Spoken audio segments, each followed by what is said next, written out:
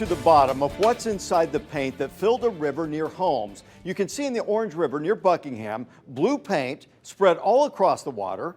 LEDOT crews say that the paint accidentally got into the water during routine maintenance. And take a look at some of the aftermath that it caused. Blue paint was actually covering the leg of a grasshopper at one point that caused the river home. More blue paint was wrapped around some of the branches and twigs. Hello, I'm Russ McCaskey. I'm Amanda Hall. The paint got into the river on Tuesday and Lee County crews started cleaning up very soon after.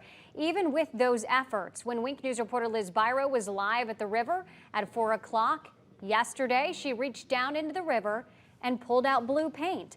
Well, Liz is back along the river this afternoon. Liz, do we know if any paint is toxic? Yes, there are toxins in the paint, and you don't really need to be a scientist to know that, but I spoke to one, and I brought her paint samples from this water, and we went through all the ingredients. Paint overspray from wind is what Lee County says caused this mess of blue paint floating in the Orange River. This video was taken by Kelly Gray Tuesday afternoon when she got home and saw the mess. It looked like lily pads, very toxic lily pads. When I met up with Gray Wednesday, crews were cleaning, but we still saw paint in the water, on the river's edge, on plants, and on animals. You can see this grasshopper's bright blue legs. Neighbors and I collected samples to take to a lab at FGCU. And so if I look at that and squish it around, you can see it's got some pretty good stickiness to it. Associate Professor of Biology Dr. Nora Demers didn't know the full risks of the Picasso job on the water until we knew what paint Lee County DOT used. I got that answer while with Demers. Safety blue, high performance protective enamel to protect the steel. Rust-Oleum brand paint protects the infrastructure from rusting. So let me do this and try safety data sheet. Those help us. Dr. Demers told me every chemical product has to have a safety data sheet.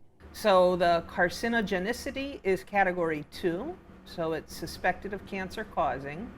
Possible hazards, 5% of the mixture consists of ingredients of unknown acute toxicity. Then we got to more specific ingredients. Titanium dioxide, xylenes I would worry about. Those are long-chained carbon-based chemicals. You don't need to be a scientist to guess these products have chemicals that aren't good for us, the animals, or the overall environment. Dr. Demers says if there was that much overspray, they should have stopped. Certainly there is a level of be careful, and the more careful we are, the more likely we are we're not going to get into a situation.